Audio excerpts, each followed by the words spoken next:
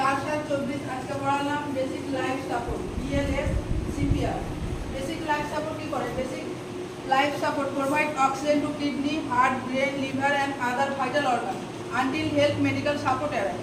Basic life সাপোর্টটা কি করে? যে আমাদের ভাইটাল অর্গানগুলোতে কি করে? অক্সিজেন সাপ্লাই করে যতক্ষণ না মেডিকেল সাপোর্ট পেয়েছে ততক্ষণ। তার সেই ইন্ডিকেশনগুলো কি হলো?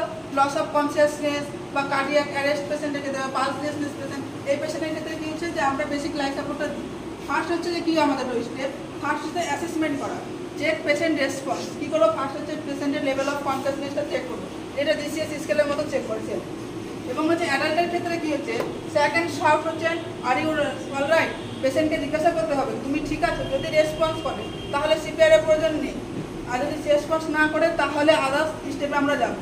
আর একটা মেথড আছে যেমন হচ্ছে কাউজ মেথড। কাউজ মেথডের মধ্যে হচ্ছে পেশেন্টের লেভেল অফ কনসিয়াসনেসটা চেক করতে হবে।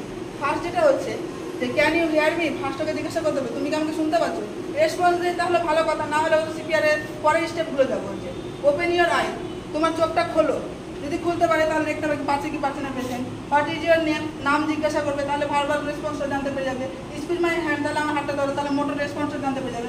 তাহলে এই হচ্ছে কাউজ মেথডের সাহায্যে এক প্রকার হচ্ছে যে লেভেল অফ কনসিয়াসনেসটা চেক করে, যেটা ডিসিএস স্কেলে আমরা আগে করতাম। এবার হচ্ছে যে আপ টু 1 ইয়ার পেশেন্ট বাচ্চার ক্ষেত্রে কী করবে, যে বাচ্চাদের ক্ষেত্রে 1 বছর পর্যন্ত বাচ্চাদের ক্ষেত্রে রেসপন্স দেখতে হলে ওদের তো আর কথা বলতে পারছে না, ওদের ক্ষেত্রে হচ্ছে কী করতে হবে, হাত আর পায়ের তালু হচ্ছে যে রাবিং করতে হবে। Rubbing the palm and sole of the fit.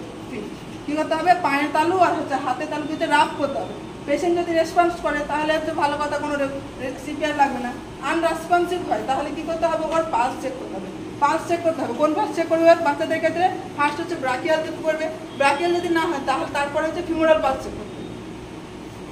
দেন হচ্ছে যে সিপিআর এর স্টেপ, যেগুলো সিপিআর এর স্টেপগুলো হচ্ছে যে পেশেন্টকে কী করতে হবে, ফার্স্ট একটা সেফ জায়গায় দিতে হবে, হার্ট প্লেস দিতে হবে, যেখানে পেশেন্টের কোনো ইঞ্জুরি যাতে না হয়। পেশেন্টকে কী করতে হবে? হার্ট একটা সারফেস দিতে হবে, পেশেন্টের পজিশন দিতে হবে। পেশেন্টের কী পজিশন দেবে? সুপাইন পজিশন দেবে, পেশেন্টকে শুয়ে দিতে হবে। দেন হচ্ছে অ্যাসেসমেন্ট করবে। এটা অ্যাডাল্টের ক্ষেত্রে হচ্ছে অ্যাসেসমেন্ট করবে। অ্যাসেসমেন্ট করে যদি রেসপন্স যদি পেলে তাহলে হচ্ছে সিপিআর হবে না। রেসপন্স যদি না পাও তাহলে হচ্ছে চেক পালস চেক করতে হবে। পালস চেক করবে। পালস চেক করার সময় ক্যারোটাইড পালস চেক করবে। ক্যারোটাইড পালস 10 থেকে 15 সেকেন্ডের বেশি কখনোই হচ্ছে চেক করবে না। কারণটা হচ্ছে যে ক্যারোটাইড পালস হচ্ছে আমাদের ব্লাডে হচ্ছে যে অক্সিজেন সাপ্লাই করছে ব্রেনে। তাহলে বেশিক্ষণ ধরে যদি পালস চেক করা হয় তাহলে কিন্তু ব্রেন ডেড হওয়ার সম্ভাবনা থাকে। দেন হচ্ছে অ্যাক্টিভ কোড। কোড ব্লুটা হচ্ছে একটা হসপিটালে হচ্ছে কোড ব্লু থাকে, যেখানে এমার্জেন্সি ক্ষেত্রে অ্যাক্টিভ করা হয়, যে পুরো হচ্ছে স্টাফকে নিয়ে হচ্ছে যে একটা এমার্জেন্সি সিচুয়েশন এসেছে। দেন হচ্ছে স্টার্ট হচ্ছে সিপিআর। তখন হচ্ছে সিপিআর স্টার্ট করতে হবে। সিপিআর এর হচ্ছে স্টার্ট হচ্ছে সিএবি একটা প্রসেস, যেটা হচ্ছে চেস্ট কম্প্রেশন এয়ারওয়ে ব্রিদিং।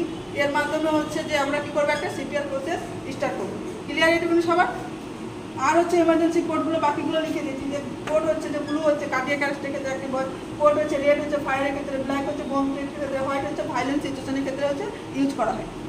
তো আজকে এই পর্যন্ত।